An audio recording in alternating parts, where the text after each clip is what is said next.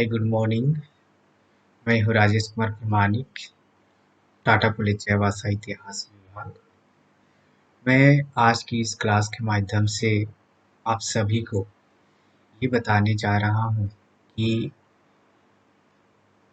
ये टॉपिक किन किन बच्चों के लिए, किस किस क्लास, किस किस सेमेस्टर के बच्चों के लिए उपयोगी है। अगर देखा जाए तो टॉपिक का नाम है झारखंड में मुगल, यानी कि झारखंड मुगल संबंध। ये टॉपिक जो है यूजी सेमेस्टर 5 के बच्चों के लिए सीसी 12 और यूजी जनरल कोर्स के एसईसी पेपर 3 और पीजी सेमेस्टर 2 सीसी 6, इन तीनों ही क्लास के बच्चों के लिए समान रूप से उपयोगी। तो हम आज ये जानने की कोशिश करेंगे कि झारखंड मुगल संबंध कैसे स्थापित हो। और झारखंड मुगल संबंध कहने का तात्पर्य ये है कि झारखंड का नाम प्राचीन समय से ही आया है और मुगल शासक जो कि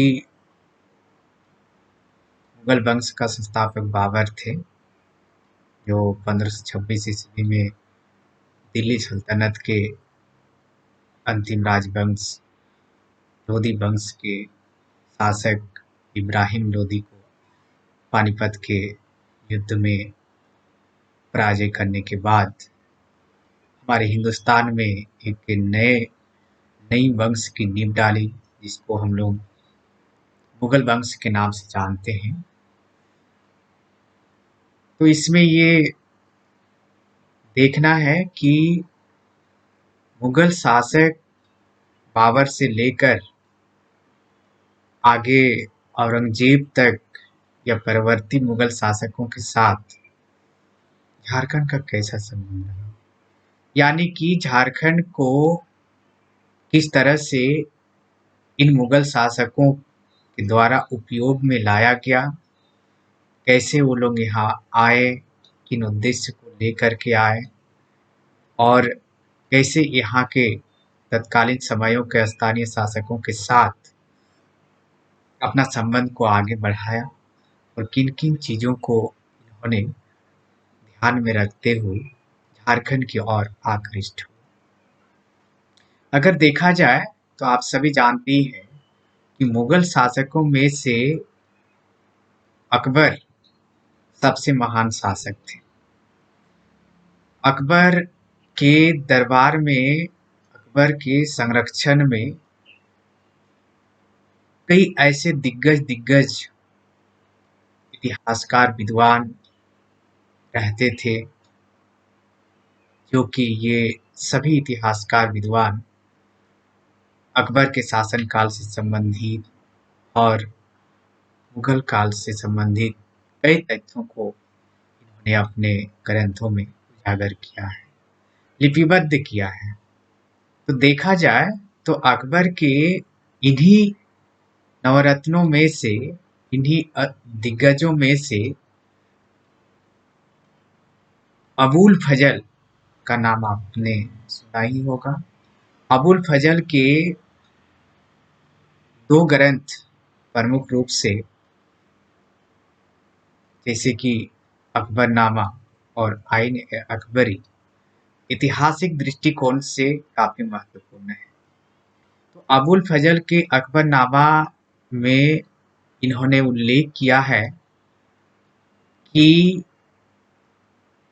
भारत में मुगलों के समय के प्रारंभिक काल में छोटा नागपुर में छोटे मोटे हिंदू और अर्ध हिंदू शासकों का राज था।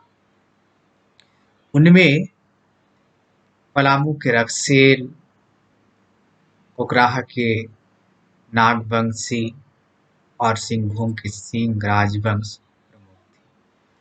और छोटा नागपुर का इन संपूर्ण पर्वतीय क्षेत्र मुगल जैसे मुसलमानों को झारखंड के नाम से ज्ञात था। इसमें मुगल शासक बाबर और हुमायूं के समय में झारखंड जैसे इलाका मुगल विरोधी अफगानों का लगभग एक आश्रय स्थल बना रहा। लेकिन इसके बाद शेरशाह के समय में जब वो मुगलों के साथ में अपना संघर्ष की शुरुआत की, उस समय इस क्षेत्र का उन्होंने कई बार उपयोग में लाया था और शेर खां के द्वारा रोहतास विजय 1538 ईस्वी और महारत चेरों की पराजय संभवतः समसामयिक घटनाएं हैं। 1585 ईस्वी तक नागवंशी राज लगभग बाहरी आक्रमणों से अछूता रहा था और अकबर के शासनकाल में सर्वप्रथम मुगलों का ध्यान कोकराह की ओर गया और ऐसा कहा जाता है कि मुगल शासक अकबर का ध्यान या मुगलों का ध्यान इस तरफ इसलिए आया कि कोकराह के समीप समीप संक नदी में मिलने वाले हीरों की वजह से ही अकबर के ध्यान कोकराह की ओर गया था। लेकिन इसमें एक बात यह है जो कि थोड़ी सी संदेह व्यक्त की जाती है कि यहाँ के हीरों की जानकारी अकबर को थी या नहीं थी। लेकिन जहांगीर के समय में हीरों के लालच से ही मुगलों ने इस पर आक्रमण किया था। अतः 16वीं सदी तक कोकराह की तटस्थता का अंत हो चुका था। यह क्षेत्र मुगलों के नियंत्रण में आ चुका था और उन्हें सालाना कर देना भी शुरुआत कर दी थी। अकबर के जो सेनापति मानसिंह थे, उन्होंने पलामू के रणपत चेरों पर आक्रमण किया। मानसिंह अपनी सेना के साथ आगे बढ़ता गया और अनेक चेरों को मार डाला। इसमें मानसिंह ने काफी लूटपाट की, जिसमें लूटपाट के हिस्सों में 54 हाथी भी थे और इन सभी चीजों को, लूटपाट की सारी चीजों को इन्होंने शाही दरबार में भेजा था। लेकिन ऐसा माना जाता है कि मानसिंह के द्वारा संघर्ष को आगे बढ़ाया गया, लूटपाट की गई और इन राज्यों पर काफी अव्यवस्थाएं फैली, किंतु चेरों की शक्ति समाप्त नहीं हुई। हाँ, यह बात सही है कि अल्पकाल के लिए इनकी शक्ति दब सी गई, लेकिन अकबर की मृत्यु जब हुई तो इस गड़बड़ी का इन चेरों के द्वारा पूरी तरह से फायदा उठाया। उन्होंने मुगल सैनिकों को यहाँ से मार भगाया और पुनः अपनी स्वतंत्र सत्ता स्थापित कर ली।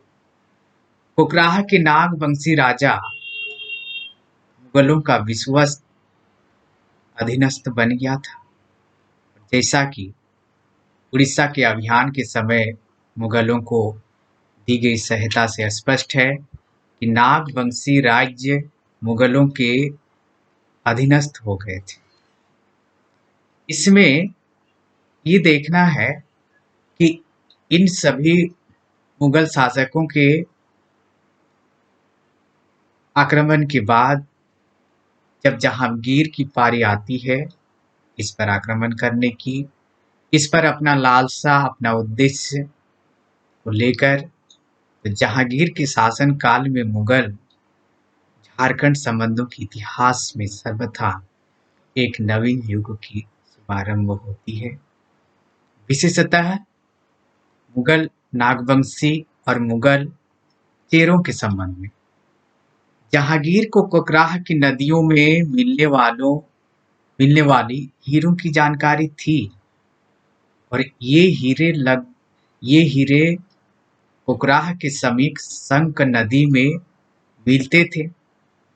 जहांगीर के शासन काल में बिहार के सूबेदार बेग बहादुर, जो कि काफी संघर्षशील थे, काफी बहादुर थे,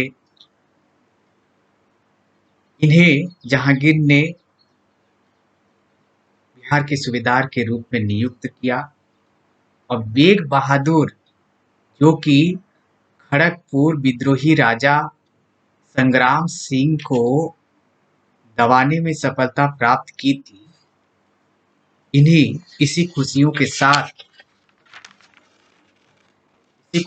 साथ जहांगीर ने उसे जहांगीर कुली की उपाधि से संबोधित किया, उपाधि प्रदान किया और 1615 ईस्वी में जहांगीर ने नूरजहां के कहने पर अपने भाई इब्राहिम खां को बिहार का सूबेदार बना दिया गया। इन्होंने झारखंड पर आक्रमण किया। तत्कालीन समय में छोटा नागपुर के राजा, जो वर्षों से कर नहीं दिया था, और राजा दुर्जन साल थे, आक्रमण किए और इन सारे तथ्यों की जानकारी तुझ के जहांगीरी और नाग वंशावली में विस्तृत रूप से विवरण भी दिया गया है। इस तरह से अगर देखा जाए तो इस आक्रमण के समय भी यहाँ के राजा ने इब्राहिम से संधि के लिए प्रस्ताव भेजा था, लेकिन इसमें इब्राहिम संतुष्ट नहीं हुआ और यहाँ के राजा जब तक सेना एकत्रित करता, उसने खुखरा घाट को घेर लिया। एक जन अनुश्रुति के अनुसार राजा सियार खो में अपनी सैतली माँ, भाई एवं अन्य संबंधियों के साथ पकड़ लिए गए। उनके पास के प्राय सभी हीरे तथा 23 हाथी इनकर बादशाह के पास भेज दिया गया। राजा दुर्जन साल को बंदी बनाकर ग्वालियर के किले में 12 वर्षों तक कैद कर रखा गया, जिसकी पुष्टि जहांगीर की आत्मकथा के द्वितीय भाग के एक उल्लेख से होती है। नागवंशी परंपराओं और कर्नल डाल्टन की रिपोर्ट भी इस बात की पुष्टि करते हैं। Thank you. नेक्स्ट क्लास में फिर